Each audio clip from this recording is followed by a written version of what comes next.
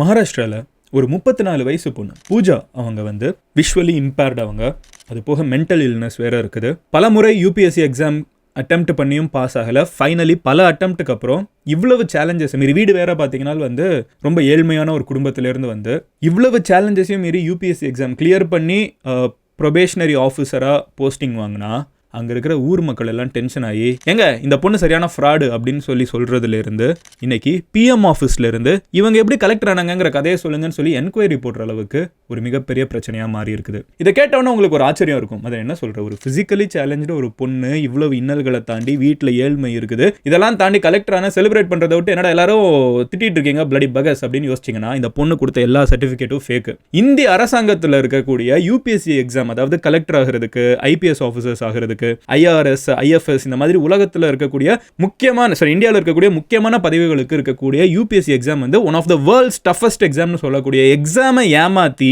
அது மட்டும் இல்லாமல் இந்திய அரசாங்கத்தோட கண்ணுக்குள்ளேயே விரல விட்டு ஆட்டி ஆல்ரெடி நீட்டு மேலே நம்பிக்கை போயிட்டு இருக்கிற இந்த நேரத்தில் யூபிஎஸ்சி எக்ஸாம் எப்படி நடந்துட்டு இருக்குன்னு கேள்வி கேட்குற அளவுக்கு வெறும் காசு, பணம், பவர் மட்டும் இருந்தால் இந்தியாவில் எந்த எல்லைக்குனாலும் போகலாம். ஒரு கலெக்டர் பதவியை விலைக்கு வாங்கலாங்கிறதுக்கு வந்து பூஜா கேட்கர் ஒரு எக்ஸாம்பிளாக மாறி இருக்காங்க. அவங்க மேலே இப்போதான் என்கொயரி எல்லாம் போயிட்டு இருக்குது. பட் எனிவே, நார்த் இந்தியாவில் தீயா பரவிட்டு இருக்கிற இந்த ஒரு இஷ்யூ வந்து என்னங்கிறத உங்ககிட்ட இந்த வீடியோ டீட்டெயில்டாக சொல்கிறேன். நிறைய பேர் இதை வந்து இந்தியாவோட பிக்கஸ்ட் ஸ்கேம்னே சொல்கிறாங்க. ஸோ என்ன நடந்துச்சு மகாராஷ்டிராவில்? பூஜா கேட்கர் யாரு? தாத்தா ஐஏஎஸ் ஆஃபீஸர், அப்பா ஐஏஎஸ் ஆஃபீஸர், அம்மா வந்து சர்பஞ்ச். பூஜா கையில் போட்டிருக்கிற வாட்ச் மட்டும் 17 லட்சம் ரூபாய். ஆனால் இவங்க வந்து வறுமை குடும்பத்திலேருந்து வந்திருக்காங்களாம். என்னென்ன காமெடி நடந்திருக்குன்னு ஒவ்வொன்றா சொல்ல ஆரம்பிக்கிறேன். பட் அதை பார்க்க ஆரம்பிக்கிறதுக்கு முன்னாடி நீங்கள் இந்த சேனலை சப்ஸ்கிரைப் பண்ணனா சப்ஸ்கிரைப் பண்ணுங்கள். அப்போ நான் தான் இந்த மாதிரி உலகத்தில் நடக்கக்கூடிய எல்லா இன்ஃபர்மேஷனும் என்னால் உங்ககிட்ட ஒரு 10 நிமிஷத்தில் வந்து சிம்பிளாக சேர்க்க முடியும். ஸோ சப்ஸ்கிரைப் பண்ணி எம்ஜி ஸ்குவாடில் சேருங்க. அப்போ நான் தான் you will have the world in your finger tips. Let's get started. Hello everyone, நான் Madan Gowri and hello my dear MG squad. சேர்ந்துட்டிங்களா? எனிவே, ஃபர்ஸ்ட் விஷயம் என்ன அப்படின்னு பார்த்தீங்கன்னா, உங்ககிட்ட வந்து சீக்வன்ஸ் ஆஃப் ஈவெண்ட்ஸாகவே வர ஆரம்பிக்கிறேன். பூஜா கேட்கர் அப்படின்னு சொல்லப்படக்கூடிய ஒரு பர்டிகுலர் பொண்ணு வந்து மகாராஷ்டிராவில் இருக்கிற பூனே ஊருக்கு வந்து ப்ரொபேஷனரி ஐஏஎஸ் ஆஃபீஸராக வந்து டெப்யூட் பண்ணப்படுறாங்க. ஸோ ப்ரொபேஷனரி ஆஃபீஸர்னால் ஒருத்தங்க ஃபுல் ஃப்ளெட்ஜாக கலெக்டர் ஆகிறதுக்கு முன்னாடி அவங்களுக்கு 2 வருஷம் ப்ரொபேஷனரி பீரியட் இருக்கும். ஸோ அந்த பீரியடில் வந்து இவங்க ஆல்ரெடி ஐஏஎஸ் ஆஃபீஸரில் இருக்கக்கூடிய ஒரு டிஸ்ட்ரிக்டில் வேலை பார்க்கணும். ஓகேவா? இந்த இடத்துக்கு இவங்க வர்றப்ப என்ன பண்ணுறாங்கன்னு பார்த்தீங்கன்னா, ஒரு ஆடி A4 காரை வந்து அவங்க கொண்டு வராங்க. கொண்டு வந்துட்டு அந்த ஆடி A4 கார்லேயே வந்து மேலே ஒரு ரெட் சைரனை வச்சுக்கிட்டு ஒரு ஃபேன்சி நம்பர் பிளேட் எடுத்து மாட்டிக்கிட்டு, அது போக நீங்கள் பார்த்தீங்கன்னா ஸ்பெஷல் மகாராஷ்டிரா கவர்மெண்ட்டோட சிஜில் எல்லாத்தையுமே காரில் மாட்டிக்கிட்டு ஒருத்தங்க கிளம்பி போயிட்டு இருந்திருக்காங்க. பட் டெக்னிக்கலாக ஒரு ஐஏஎஸ் ஆஃபீஸர் இது எதையுமே பண்ணக்கூடாது. And given the fact that இந்த பொண்ணு இன்னும் ஐஏஎஸே ஆகலை, ப்ரொபேஷன் பீரியடில் தான் இருக்கா. எல்லாத்தையும் பண்ண ஆரம்பிச்சோன்னா ஊரில் இருக்கிற மக்கள்லாம் யாரா இந்த ஐஏஎஸ் ஆடி A4ல மேலே வந்து இந்த சிவப்பு அலாம் போட்டு சைரன்லாம் போட்டு சுற்றிட்டு இருக்காங்களேன்னு யோசிச்சுட்டு இருக்கிற நேரத்தில் கொஞ்சம் கொஞ்சமாக தோணுனா தான் தெரிய வருது. இந்த ஆர்டிஐலாம் இருப்பாங்கல்ல, ஸோ ஆக்டிவிஸ்ட் நிறைய பேர் கேள்வி கேட்குறப்ப தான் தெரிய வருது, இந்த பொண்ணு வந்து இந்த ஆடி காரை விலைக்கு வாங்குறதுக்கு பதிலாக ஒரு ஃபேவராக வாங்கியிருக்காங்க. இன்னும் ஐஏஎஸ் ஆகி நாள் தான் ஆகுது, சரியா? ப்ரொபேஷனரி ஆஃபீஸர் ஆகி நாள் தான் ஆகுது. அதுக்குள்ளே ஆடி கார் வந்து ஃபேவராக வந்திருக்குது. அந்த ஸ்பெஷல் நம்பர் பிளேட் இருக்குல்ல, அந்த ஃபேன்சி நம்பர் வந்து ஃபேவராக வந்திருக்குது. ஒரு கலெக்டராக, ஒரு கவர்மெண்ட் அரசாங்க அதிகாரியாக வந்து எந்த ஃபேவருமே யார்கிட்டையும் வாங்கக்கூடாது. இது எல்லாமே ஃபேவர் மூலியமாக வந்திருக்குன்னு தெரிய வருது. அது மட்டும் இல்லாமல் இந்த ப்ரொபேஷனரி ஆஃபீஸருக்குன்னு தனியாக ரூம்லாம் கிடையாது. அவங்க எல்லா கலெக்டர் இருக்கிற ரூமில் அவங்களுக்குன்னு கொடுக்கப்படக்கூடிய ஒரு டேபிள் தான் யூஸ் பண்ணும். ஆனால் இந்த பொண்ணு உள்ளுக்குள்ளே போய் கலெக்டருக்கு ஒரு ரூம் இருக்குல்ல, அந்த ரூமை வந்து பூனேல மொத்தமாக எடுத்து வச்சுக்கிட்டாங்க. ஓகேவா? எப்படி தலைவி? அது மட்டும் இல்லாமல் தனக்குன்னு வந்து ஓனா லெட்டர் ஹெட் வேணும், தனக்குன்னு சீல் வேணும், தனக்குன்னு வந்து பியூன் வேணும் அப்படின்லாம் சொல்லி கலெக்டர் கிட்ட கேட்டிருக்காங்க. கலெக்டர் இருந்துக்கிட்டு இந்தம்மா ப்ரொபேஷனரி ஆஃபீஸருக்கு அதெல்லாம் தர முடியாதுன்னு சொன்ன உடனே தானாக ப்ரைவேட்டாக 4-5 பியூனை எடுத்து அவங்களுக்குன்னு வேலைக்கு வச்சுக்கிட்டாங்க. அது போக அவங்களே வந்து லெட்டர் ஹெட் பிரிண்ட் பண்ணிக்கிட்டாங்க. மகாராஷ்டிரா கவர்மெண்ட் சிம்பிள் போட்டு அவங்களே வந்து ஒரு சீலையும் உருவாக்கி வச்சுக்கிட்டாங்க. இந்த பொண்ணு என்ன இப்படி பிரச்சனை பண்ணிக்கிட்டே போயிட்டு இருக்கு அப்படின்னு சொல்லிட்டு கலெக்டர் வந்து ஒரு இஷ்யூவை ரைஸ் பண்ணுறாங்க. ரைஸ் பண்ணதுக்கப்புறம் இந்த பொண்ணு வந்து பூனேலேருந்து வாஷிம் அப்படின்னு சொல்லப்படக்கூடிய இன்னொரு ஊருக்கு, மகாராஷ்டிராலேயே இன்னொரு ஊருக்கு வந்து மாற்றி விடப்படுறாங்க. பட் இங்கே இன்னொரு ட்விஸ்ட் இருக்குது. எந்த ஒரு ஐஏஎஸ் பதவிக்கு எக்ஸாம் எழுதி கிளியர் பண்ணுறவங்களுமே வந்து அவங்களோட ஊருக்கே போஸ்ட் பண்ணப்படக்கூடாது. ஆனால் இந்த பொண்ணு பூனேலேருந்து மாற்றி அனுப்பப்படக்கூடிய அந்த வாஷிம் அப்படிங்கிற ஊர் வந்து இந்த பொண்ணோட சொந்த ஊர். என்னடா இந்த பொண்ணோட கதையில் எல்லாமே வந்து ஃபேவராகவே இருக்குதுன்னு சொல்லிட்டு கொஞ்சம் தேடி பார்க்க ஆரம்பிக்கிறப்போ தான் கொஞ்சம் கொஞ்சமாக எல்லா பிரச்சனையும் வெளியே வர ஆரம்பிக்குது. ஃபர்ஸ்ட் விஷயம் என்ன அப்படின்னு பார்த்தீங்கன்னா, இந்த பொண்ணு ஜாயின் பண்ணதே ஒரு பெரிய காமெடியாக இருக்குது. இந்த பொண்ணு என்ன கேட்டகரியில் வந்து ஐஏஎஸ் ஆஃபீஸர் ஆயிருக்காங்கன்னு பார்த்தீங்கன்னா, தனக்கு வந்து பிசிக்கலி சேலஞ்சு கோட்டா வேணும் அப்படின்னு சொல்லிட்டு அப்ளை பண்ணியிருக்காங்க. அந்த கோட்டாவும் கிடைச்சிருக்குது. ஆனால் இந்த கோட்டா கிடைச்சதுல நிறைய காமெடி இருந்திருக்குது. அது போக இவங்க ஓபிசி கேட்டகரியில் நான் கிரீமி லேயர்னு வேற சொல்லியிருக்காங்க.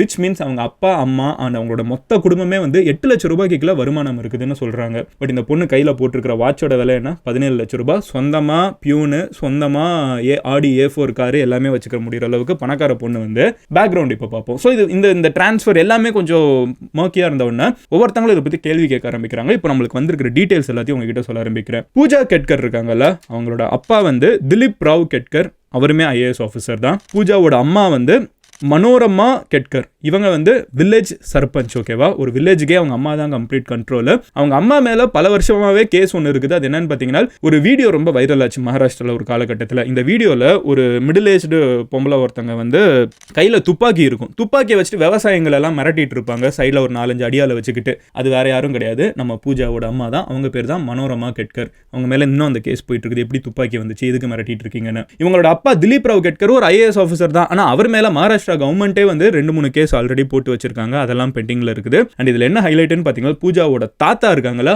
அவங்களும் IAS ஆஃபீஸர் தான். இந்தியா சுதந்திரம் கிடைச்ச காலகட்டத்திலிருந்து அவங்க குடும்பத்தில் எல்லாருமே IAS ஆஃபீஸராக இருக்காங்க. பூஜாவையும் இப்போ IAS ஆஃபீஸரா ஆக்கிட்டாங்கிறதான் மிகப்பெரிய குற்றச்சாட்டு.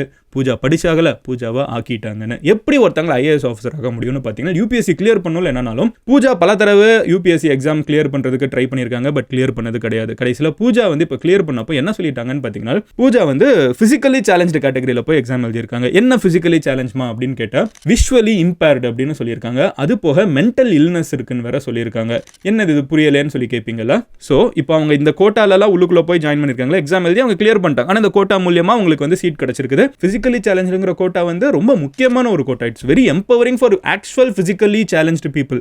ஒருத்தங்க கிடைக்கிற வேண்டிய சீட்டை வெளியே தள்ளிட்டாங்கிறது போக ஏமாத்தி வேற உள்ளுக்குள்ள போய் சேர்ந்திருக்காங்க. நீங்க வந்து செலக்ட் ஆயிட்டீங்க, நீங்க வந்து UPSC கிளியர் பண்ணிட்டீங்க. இப்போ அங்க இருக்கக்கூடிய ஒரு ப்ரொசீஜர் என்னன்னு பாத்தீங்கன்னா, நீங்க அப்ளை பண்ணுவீங்க, யாருனாலும் இப்படி அப்ளை பண்ணி எக்ஸாம் எழுதிடலாம். பட் அதுக்கப்புறம் இதை வெரிஃபை பண்றதுக்கு வந்து ஒரு டைம் செக் பண்றதுக்கு கவர்மெண்ட் கூப்பிடுவாங்க. ஸோ கவர்மெண்ட் வந்து எய்ம்ஸ்ல இருந்து கால் பண்ணியிருக்காங்க பூஜாவுக்கு. ஓகேங்க, நீங்க UPSC கிளியர் பண்ணிட்டீங்க, இப்போ நீங்கள் வந்து எங்களோட ஃபிசிக்கல் டெஸ்ட் எடுத்துக்கோங்க, அப்போனா தான் நீங்கள் ஃபிசிக்கலி சேலஞ்சுங்கிற சர்டிஃபிகேட்டை நாங்கள் UPSC கவர்மெண்ட்டுக்கு கொடுப்போம், அதை வச்சு தான் நீங்கள் கலெக்டர் ஆக முடியும் அப்படின்னு சொன்னோன்னா கூப்பிட்டுருக்காங்க. இவங்க என்ன சொல்லிட்டாங்கன்னு பார்த்தீங்கன்னா, எனக்கு கோவிட் இருக்குது அப்படின்ட்டாங்க. சரி, நியாயம் தானே, கோவிட் இருக்குது, கோவிட் இருக்கப்போ வந்து இதெல்லாம் அட்டன் பண்ண முடியாது, நான் உங்களுக்கு ஒரு 21 நாள் கழிச்சு கால் பண்ணுறேன் அப்படின்னு சொல்லிட்டு ஒரு 2-3 வாரம் கழிச்சு மறுபடியும் கால் பண்ணியிருக்காங்க. அந்த பொண்ணு இருந்துக்கிட்டு இப்போ எனக்கு இல்லை, உடம்பு சரியில்லை, எனக்கு ஃபீவர் இருக்குது அப்படின்ட்டாங்க. சரி, நியாயம் தானே, கோவிடுக்கு அப்புறம் ஃபீவர் வர்றது ஒரு நியாயம் தானே, ஒரு 2-3 வாரம் கழிச்சு கால் பண்ணலாம் அப்படின்னு சொல்லிட்டு கால் பண்ணா, இல்லை எனக்கு வந்து ரொம்ப உடல் சோர்வாக இருக்குது, என்னால் ட்ராவல் பண்ண முடியாதுன்ட்டாங்க. சரி, கரெக்டு தானே, கோவிட் ஃபீவர் எல்லாம் இருந்துச்சுன்னா உடல் சோர்வும் இருக்கும். கொஞ்ச நாள் கழிச்சு 5வது முறையாக கால் பண்ணுறாங்க,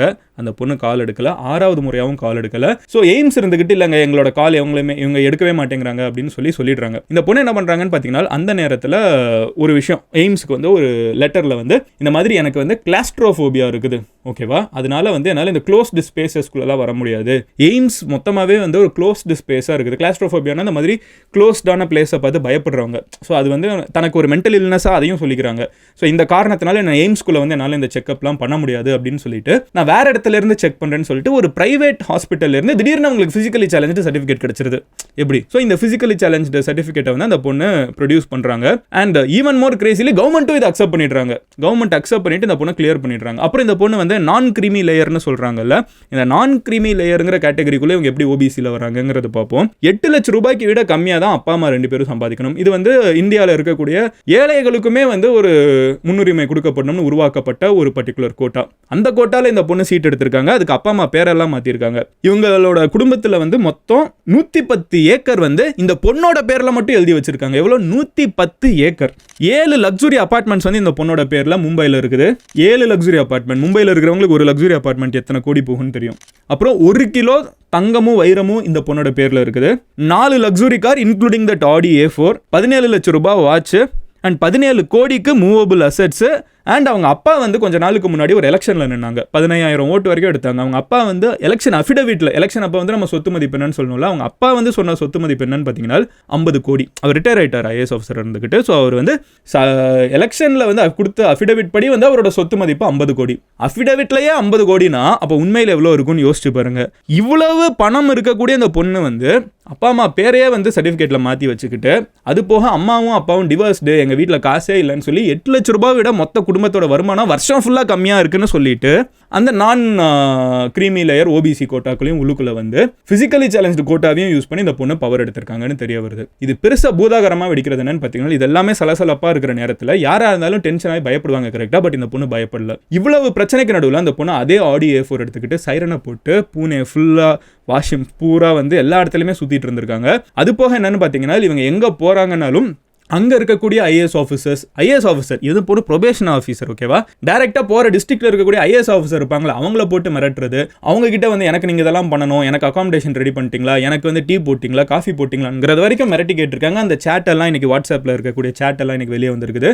ஸோ இந்த பொண்ணு வந்து எந்த அளவுக்கு சிஸ்டத்தை மிஸ்யூஸ் பண்ண முடியுமோ பண்ணியிருக்காங்க. இதில் இன்னொரு ஹைலைட் என்னன்னு பார்த்தீங்கன்னா, இந்த பொண்ணு ஆனால் இந்த மொத்த ப்ராசஸ்லையுமே உள்ளுக்குள்ள வந்தது எப்படி அப்படிங்கிற இப்போ கேள்வி வர்றப்போ எல்லா நேரத்துலையுமே அந்த பொண்ணோட அப்பா, அதாவது திலீப் ராவ் கேட்கர் அப்படிங்கிற ஒரு ஐஏஎஸ் ஆஃபீஸர் வந்து ஆல்ரெடி ஒரு ரொம்ப சீனியர் ஐஏஎஸ் ஆஃபீஸராக அவர் ரிட்டையர் ஆகிட்டாருங்கிறதுனால அவருக்கு இந்த சிஸ்டமில் 40 வருஷம் இந்த சிஸ்டம்லேயே ஊறி எத்தனை பேர் தெரிஞ்சவங்க எல்லாரும் இருந்திருப்பாங்க, எத்தனை பேர் இவருக்கு கடமைப்பட்டிருப்பாங்க.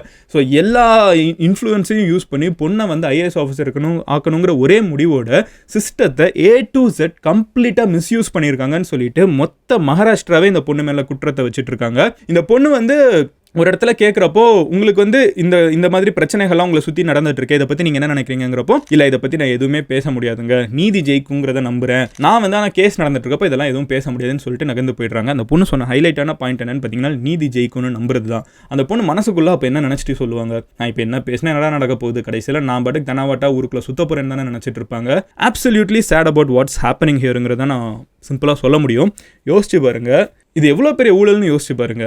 ஒரு நல்லா இருக்கிற பொண்ணு வந்து ஃபிசிக்கலி சேலஞ்சுன்னு பொய் சொல்லி சிஸ்டத்தை மட்டும் ஏமாத்தினது இல்லாமல் அரசாங்கம் வந்து அதை வெரிஃபை பண்ணக்கூடிய மெடிக்கல் டெஸ்ட்டையும் ப்ரைவேட் ஹாஸ்பிட்டலை வச்சு ஏமாற்றி அப்பா வந்து ஐஏஎஸ் ஆஃபீஸருங்கிற ஒரே காரணத்தினால அதை அக்செப்ட் பண்ண வச்சு போகிற இடத்துல எல்லாமே வந்து தன்னோட பவரை யூஸ் பண்ணி ஐஏஎஸ் ஆஃபீஸர் உட்கார வேண்டிய ரூமையே எடுத்து வச்சுக்கிட்டு இன்னொரு ஊருக்கு டிரான்ஸ்ஃபர் போடணும்னு சொல்கிறப்போ தான் சொந்த ஊருக்கே எந்த ஐஏஎஸ் ஆஃபீஸருக்கும் கிடைக்காத ஒரு பவரை மாதிரி ஒரு பவரை யூஸ் பண்ணி தான் சொந்த ஊருக்கே டிரான்ஸ்ஃபர் வாங்கி போன ஊரில் தன்னோட அம்மா வந்து வில்லேஜ் சர்பஞ்ச், அப்பா வந்து எக்ஸ் ஆஃபீஸர், கிராம மக்களை வந்து துப்பாக்கியை வச்சு மிரட்டிட்டு இருக்காங்கன்னா, அரசியல்வாதிங்க பண்ற பிரச்சனை எல்லாம் இருக்கிறப்ப நம்மளுக்கு இருக்கிற ஒரே நம்பிக்கை வந்து நம்மளோட பியூரோக்ராட்ஸ், அதாவது ஐஏஎஸ் ஆஃபீஸர்ஸ், ஐபிஎஸ் ஆஃபீஸர்ஸ் மாதிரி நம்ம நம்பிக்கையை கொண்டு போய் வைப்போம்.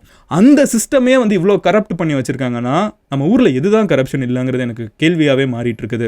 பிஎம் ஆஃபீஸ்ல இருந்து இந்த பொண்ணு மேல வந்து ஒரு என்கொயரி போடணும்னு சொல்லி கேள்விகள்லாம் வர ஆரம்பிக்குதுங்கிறாங்க. இந்த பொண்ணு ட்ரெயின் பண்ண லால் பகதூர் சாஸ்திரி இன்ஸ்டியூட்டுமே வந்து எப்படி இந்த பொண்ணு உள்ள வந்தாங்கிறத நீங்க சொல்லுங்கன்னு சொல்லிட்டு டெஸ்டிங் ஏஜென்சியை கேள்வி கேட்டுட்டு இருக்காங்க. எல்லாருமே டெஸ்டிங் ஏஜென்சியை கேள்வி கேட்டுட்டு இருக்கப்போ யூபிஎஸ்சி எக்ஸாம் மேல ஒரு சந்தேகம் வந்துருச்சுன்னு வச்சுக்கோங்களேன், அது ரொம்ப கஷ்டம். நம்ம எல்லாருமே கடைசியில் மதிக்கக்கூடிய 1-2 போஸ்ட்ல கலெக்டர் போஸ்ட் ஒரு முக்கியமான போஸ்ட், அங்க உட்கார்ற கலெக்டரே வந்து நியாயமா இருப்பாங்களாங்கிற ஒரு டவுட் உள்ளுக்குள்ள வர ஆரம்பிச்சிருச்சுன்னா இந்திய மக்களோட நிலைமை கஷ்டம் தான். ஸோ தயவு செஞ்சு பூஜா கேட்கர் வந்து எப்படி இவ்வளவு தூரம் இந்த சொசைட்டியில் இவ்வளவு ஊழலை தாண்டி உள்ளுக்குள்ள வந்திருக்காங்கிற ஒரு விஷயத்தை தயவு செஞ்சு தேட ஆரம்பிங்க. நம்ம நிறைய பேர் ஹிந்தியில் 12th ஃபெயில் படம் பார்த்துருப்போம். இப்பவும் நம்மளுக்கு தெரிஞ்சு அட்லீஸ்ட் ஒரு ஃப்ரெண்டாவது அந்த ஒரு கவர்மெண்ட் எக்ஸாமை கிளியர் பண்ணணும்னு சொல்லி வருஷ கணக்காக உட்காந்து படிக்கிறத பார்த்துட்டு இருப்போம். இவ்வளவு பேர் உழைச்சு சாப்பிடணும்னு நினச்சிட்டு இருக்கிற நேரத்தில் இந்த மாதிரி ஊழல் பெருச்சாலிங்க உள்ளுக்குள்ளே போய் அவங்க சாப்பிட வேண்டிய நியாயமான சாப்பாடை சாப்பிட்டுட்டு போனாங்கன்னா அதை நம்ம வேடிக்கை பார்த்துட்டு இருந்தோம்னா இது என்ன மாதிரி ஒரு சொசைட்டி? இதுக்கு ஒரு முடிவு வரணுங்கிறது தான் இந்த வீடியோவோட ஒரு நோக்கம். ஷேர் திஸ் வீடியோ மேக்ஸிமம் இருக்கிற எல்லார் வீட்டுக்கும் போய் சேருங்க. இப்படி ஒரு ஏமாத்து வேலை மூலியமாக ஒருத்தங்க வந்து ஐஏஎஸ் ஆஃபீஸர் ஆயிட்டாங்கிறதுலாம் தான் ஒரு முக்கியமான கேள்வியாக இருக்குது. So share this maximum, spread this maximum. And நான் இந்த வீடியோ முடிக்கிறப்போ உங்ககிட்ட ஒரு கொஸ்டின் கேட்கணும்னு நினைக்கிறேன். நீங்கள் இந்த மாதிரி நம்ம அதிகமாக மதிக்கக்கூடிய ஏதாவது ஒரு சிஸ்டம் வந்து கரெக்டாக இருக்குன்னு நினைக்கிறீங்களா? அப்படி இருந்துச்சுன்னா அது எதாக இருக்கும்னு நினைக்கிறீங்க கமெண்ட்டில் சொல்லுங்கள். அண்ட் பூஜா கேட்கர் மாதிரி ஆட்கள் வந்து ஒருத்தங்க தான் இருக்காங்களா, இல்லை இன்னும் நிறைய உங்களுக்கு தெரிஞ்ச யாராவது இருக்காங்களாங்கிறதையும் கமெண்ட்டில் சொல்லுங்கள். நிறைய அஃபீஷியல்ஸ் இந்த வீடியோவோட கமெண்ட் செக்ஷனை வாசிக்க வாய்ப்பு இருக்குது. ஸோ உங்களுக்கு யாரையாவது தெரியும்னா அது யாருங்கிறத கமெண்ட்டில் சொல்லுங்கள். நாளைக்கு நான் இன்னொரு வீடியோவில் பார்க்குறேன்.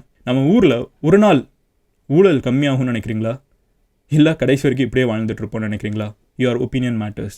Let me know in the comments. And நீங்கள் என்னை பர்சனலாக ஃபாலோ பண்ணணும்னு நினச்சிங்கன்னா மதன் கௌரின்னு சொல்லிட்டு எந்த சோஷியல் மீடியானாலும் சர்ச் பண்ணுங்கள். இன்ஸ்டாகிராம் லிங்க் கமெண்ட்டில் இருக்கும். Do follow me. Love you all. Take care. Bye. Cheers MGs. நாளைக்கு என்ன பேசணும் நீங்கள் சொல்லுங்கள் கமெண்ட்டில்.